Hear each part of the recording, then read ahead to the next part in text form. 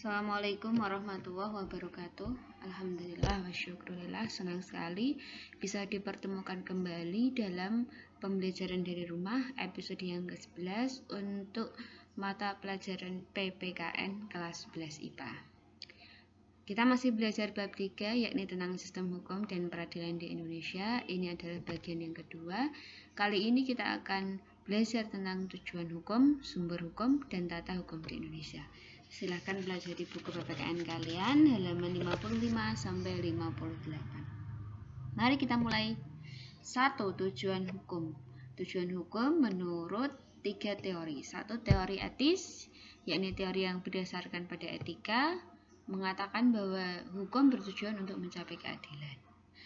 Kedua, teori utilitas menyatakan bahwa hukum bertujuan untuk memberikan faedah sebanyak-banyaknya bagi masyarakat dengan wujud memberikan kebahagiaan dan kenikmatan.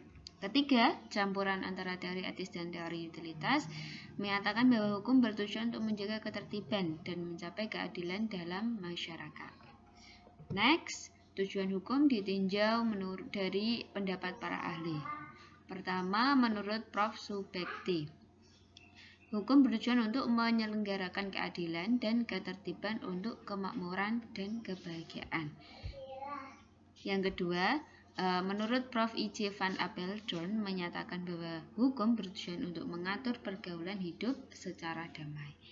Yang ketiga, menurut Onoto Miharjo mengatakan bahwa menurut Onoto Hamijoyo mengatakan bahwa hukum bertujuan untuk 1. Mendatangkan tata dan damai. Lalu yang kedua, mewujudkan keadilan. Yang ketiga, menjaga agar manusia tetap diperlakukan sebagai manusia. Jadi apa sih tujuan hukum nasional di Indonesia? Kalau di Indonesia dikatakan bahwa hukum nasional Indonesia bertujuan untuk mengatur secara pasti hak dan kewajiban warga negara, seluruh pihak di Indonesia, baik itu lembaga negara, pejabat negara, sampai ke masyarakat luas, agar dapat melaksanakan kebijaksanaan dan tindakan demi terwujudnya tujuan nasional, yakni terciptanya masyarakat yang terlindungi oleh hukum, yang cerdas, terampil, serta bangga dan cinta tanah air, dalam bingkai kehidupan yang adil makmur berlandaskan Pancasila. Itulah tujuan hukum nasional Indonesia. Next, kita belajar tentang sumber hukum. Adalah segala hal yang menimbulkan aturan dan mempunyai kekuatan memaksa, yakni adanya sanksi bagi para pelanggar peraturan tersebut. Sumber hukum ada 2. 1. Sumber hukum material, yaitu keyakinan atau perasaan individu serta pendapat umum masyarakat umum yang menentukan isi atau materi hukum. Hal ini bisa bersumber pada nilai agama, kesusilaan, kehendak Tuhan, akal budi, serta jiwa bangsa. Sumber hukum material masih bersifat abstrak, lalu diwujudkan atau dikonkretkan dalam bentuk sumber hukum formal. Jadi sumber hukum formal adalah perwujudan dari isi atau materi hukum material. Nah, sumber hukum formal itu ada 5. 1. Undang-undang, 2. Kebiasaan atau hukum yang tak tertulis, 3. Jurisprudensi, 4. Traktat, dan 5. Doktrin atau pendapat ahli. Nah, ini dijelaskan di buku kalian halaman 56-57. Kalau undang-undang itu peraturan yang mengikat dan memaksa seluruh warga negara. Kebiasaan itu adalah perbuatan yang diulang-ulang di masyarakat lalu diakui sebagai norma bersama, walaupun tidak tertulis, ditaati oleh masyarakat. Jurisprudensi adalah keputusan hakim terhadap suatu perkara yang belum atau tidak ada aturannya. Lalu keputusan hakim ini bisa dipakai sebagai acuan keputusan hakim di perkara selanjutnya. Keempat, traktat. Ini perjanjian internasional. Yang kelima, doktrin atau pendapat para ahli terkemuka yang dijadikan dasar atau asas penting dalam hukum dan penerapannya. Selanjutnya kita belajar tata hukum di Indonesia. Sebagai suatu negara yang merdeka, Indonesia punya tata hukum sendiri. Tata hukum Indonesia adalah seluruh peraturan hukum, produk hukum yang diciptakan oleh negara dan berlaku bagi seluruh masyarakat Indonesia dengan berpedoman pada UUD 1945. Nah, Jadi bisa dibilang tata hukum adalah hukum positif atau hukum yang berlaku di negara kita pada saat sekarang. Dan pelaksanaan tata hukum tersebut dapat dipaksakan oleh alat negara yang diberi kekuasaan secara sah. Siapa mereka? Kepolisian, kejaksaan, pengadilan, dan lain sebagainya. Lalu kita belajar hierarki perundang-undangan di Indonesia. Produk hukum di Indonesia itu banyak sekali dan ada hierarkinya atau ada urutannya. Ini diatur dalam Undang-Undang Nomor 12 Tahun 2011 Pasal 7 Ayat 1.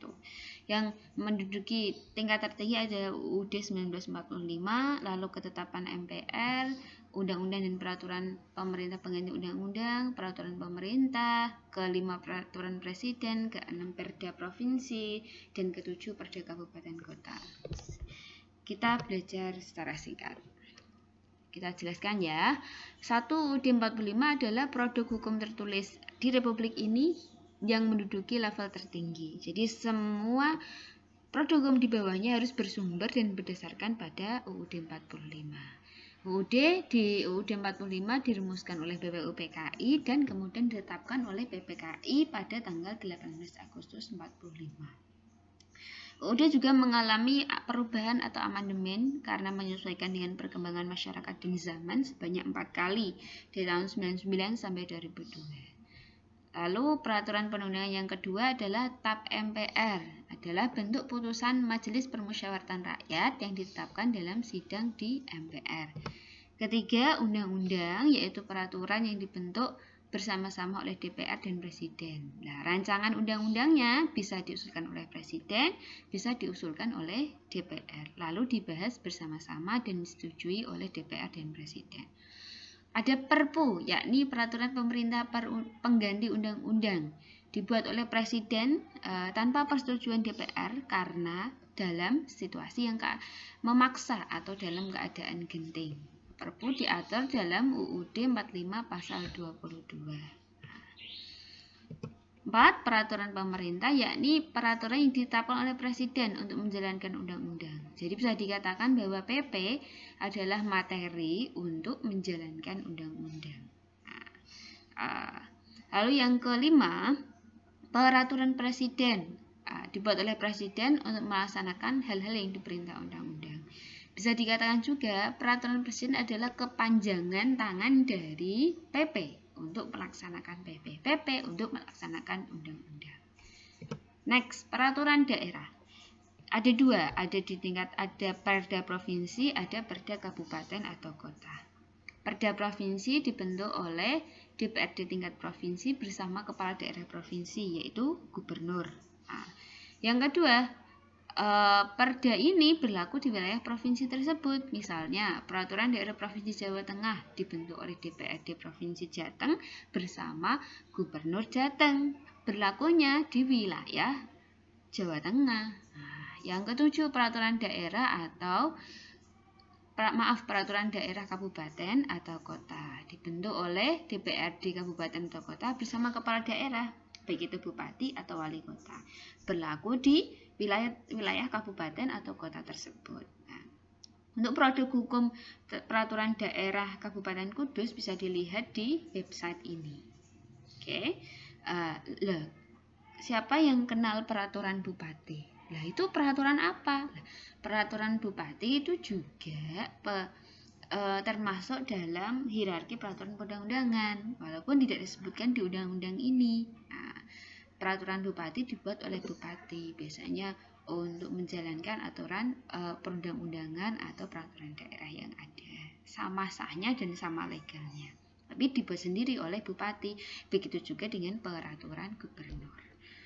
Oke, itulah materi yang kita pelajari hari ini. Terima kasih. Semoga ini bermanfaat. Tetap belajar di mana saja, kapan saja. Assalamualaikum warahmatullahi wabarakatuh.